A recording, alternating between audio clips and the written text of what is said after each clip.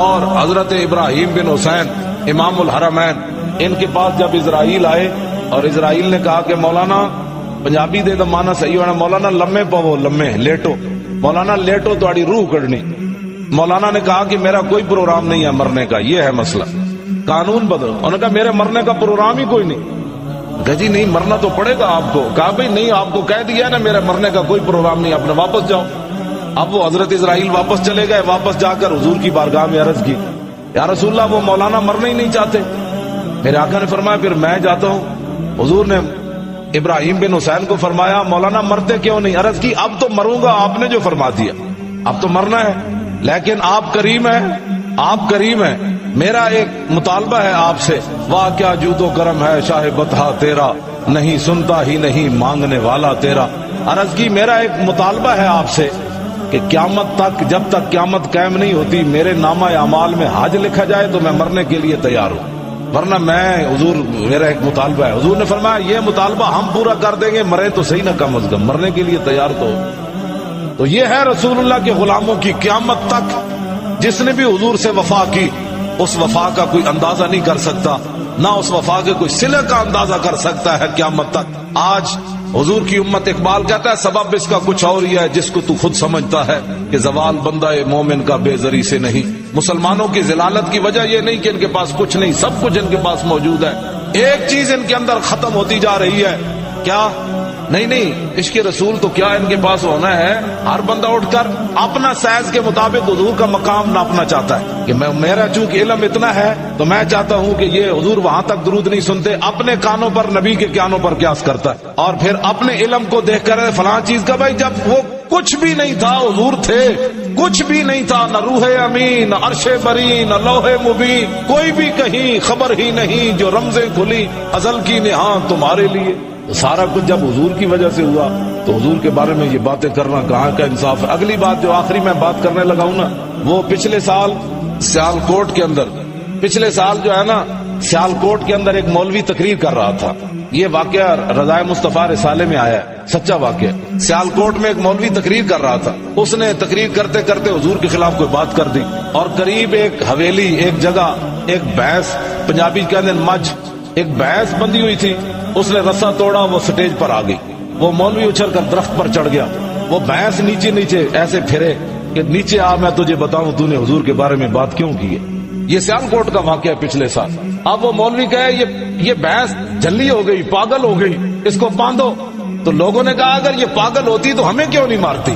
تو اس پر جو میں بات کرنے لگا ہوں نا، وہ بڑی اہم ہے کہ جب حضور کے غلاموں میں غیرت ختم ہو جائے تو پھر بھینسیں بھی حرکت میں آ جاتی۔ پہرا تو ہم نے دینا تھا نا، وہ چارہ کھا کر نبی کی عزت پر وہ رسا بھی توڑ کر آ گئی، اور ہم ہاتھ پہ ہاتھ دھرے منتظر فردا کہ اب خالد بن ولید باہر آئے، اب صدیق اکبر آ کر بات کرے سخت، اب حضرت عمر اب دوبارہ آئے، حضرت مثنیٰ دوبارہ آئے، خالد بن ولید دوبارہ آئے، صلاح الدین ایوبی دوبارہ آئے، محمود غزنوی دوبارہ آئے۔ ہمارے حکمران تو سوئے ہوئے بھی اتنے غیرت مند تھے کہ غازی علم الدین سے پہلے جس آدمی نے راجپات پر حملہ کیا نا لاہور 1929 میں، اس کا نام تھا عبدالعزیز، وہ غزنی کا رہنے والا تھا، اور جب وہ گرفتار ہو گیا تو انگریز جج نے اس سے پوچھا کہ بتا تو نے ہمارا قانون ہاتھ میں کیوں لیا؟ تو تجارت کے لیے آیا تھا، مزدور آدمی ہے، مزدوری کرنے غزنی سے چل کر لاہور آیا، اور تو نے ہمارا قانون، ہمارے بندے پر حملہ کیوں کیا ہے؟ تجھے کس نے حق دیا کہ تو نے راجپال پر حملہ کر دیا؟ تو عبدالعزیز نامی غزنی کا رہنے والا پٹھان، اس نے کہا کہ بات یہ ہے کہ جب میں صبح آنے لگا تھا نا غزنی سے چل کر، تو رات خواب کے اندر محمود غزنوی آئے، اس نے کہا کہ تو لاہور جا رہا ہے؟ اس نے کہا ہاں جی میں جا رہا ہوں۔ اس نے کہا لاہور تجارت اور کاروبار بعد میں کرنا، وہاں ایک گستاخ رسول ہے، اس کو قتل پہلے کرنا ہے۔ لوگ تو نبی کے علم کو نہیں مانتے۔ میں نے کہا لاہور کہاں اور غزنی کہاں؟ تم تو کہتے ہو۔ میں کہا محمود غزنوی کو مرے ہوئے صدیاں گزر گئی تھی، اور یہ وائرلس تو تھی نہیں بھائی لاہور سے وائرلس ہوئی ہو محمود غزنوی کی قبر پر۔ تم تو نبی کے بارے میں یہ باتیں نہیں مانتے۔ بتاؤ محمود غزنوی کو کس نے بتایا؟ لاہور کی خبر محمود غزنوی قبر میں کیسے بات کر رہا ہے؟ عبدالعزیز نامی کہنے لگا مجھے محمود غزنوی نے کہا ہے، اور محمود غزنوی وہ شخص ہے کہ 17ویں بار جب اس نے حملہ کیا اور وہ سومناتھ کا مندر توڑنے لگا، یہ ہے مسلمانوں کے حکمران۔ تو ہندوؤں نے کہا کہ جتنا سونا لینے چاہتے ہو لے لو، یہ بت نہیں توڑنا۔ محمود غزنوی نے تاریخی جملہ کہا، اس نے کہا میرے ساتھ سوداگری کرنا چاہتے ہو، جس نبی کا کلمہ میں نے پڑھا ہے وہ نبی بت بیچنے کے لیے نہیں آئے، وہ بت توڑنے کے لیے آئے۔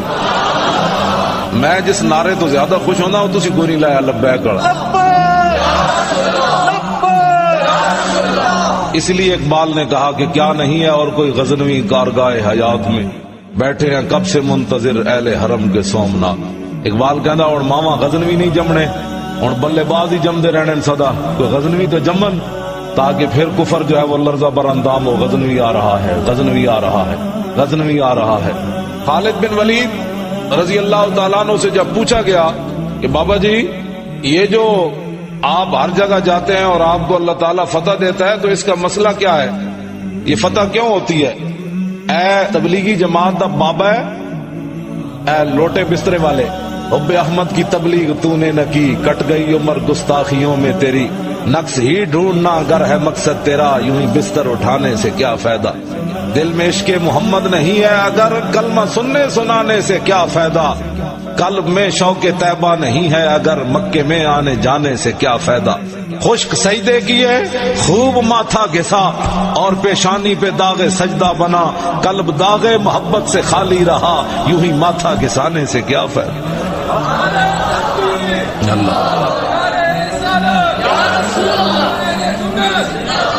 ہمیں اپنے چارپائی تھلے چھوٹا پھیرو۔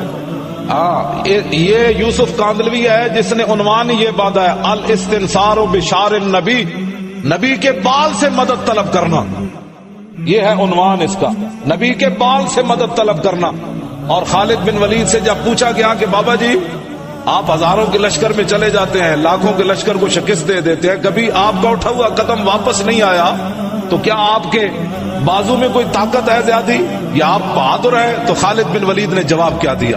آپ نے فرمایا کہ نبی علیہ السلام فقال خالد اعتمر رسول اللہ فحلق راسہ فابتدر الناس جوانب شارہ، کہا کہ رسول اللہ عمرہ کرنے کے لیے تشریف لائے، جب حضور اپنے بال مبارک اتروانے لگے تو صحابہ بال لینے کے لیے دوڑے، تو میں بھی آگے بڑھا تو حضور کی پیشانی کے جو بال مبارک اتر رہے تھے حضور نے وہ مجھے عطا فرما دیے، تو کہا کہ ان بالوں کو میں نے اپنی اس ٹوپی فجعلتها فی هذه القلنسوۃ، یہ جو خالد نے ٹوپی پہنی ہوئی ہے نا وہ بال اس کے اندر موجود ہے۔ تو اگلا جو جملہ آپ نے فرمایا فلا اشهد قتالا وهي معي الا رزقت النصرۃ، فرمایا جس جنگ کے اندر میں جاتا ہوں یہ ٹوپی میرے سر پر ہوتی ہے، ان بالوں کی برکت سے رب العالمین مجھے فتح عطا فرما دیتا ہے۔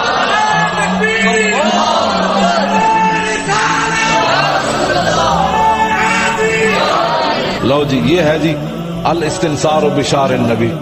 یوسف کاندلوی تبلیغی جماعت کا بہت بڑا امام، بلکہ بانیوں میں سے ہے یہ، اس نے یہ اپنی کتاب میں عنوان بھی خود ہی باندھا، اور یہ بیروت میں بھی کتاب چھپ رہی ہے، لاہور میں بھی چھپ رہی ہے۔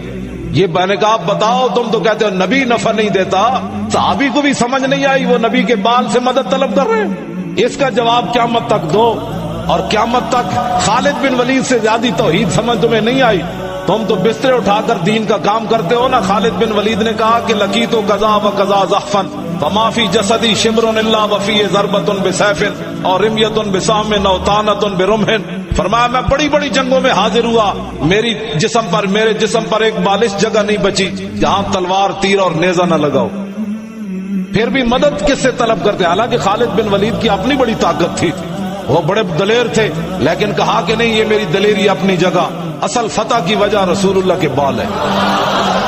جب مجاہدین ایسے آئیں گے نا اس دن مسلمانوں کو فتح ہو جائے گی۔ جو مجاہدین ایسے ہوں کہ نبی کچھ نہیں کر سکتے ان کو کبھی فتح نہیں ہوگی، جب مجاہد ایسے لوگ آئیں گے پھر کیسر و کسرا فتح ہو جائے۔ اللہ رب العالمین مجھے اور آپ کو حضور کی محبت عطا فرمائے۔ وآخر دعوانا ان الحمد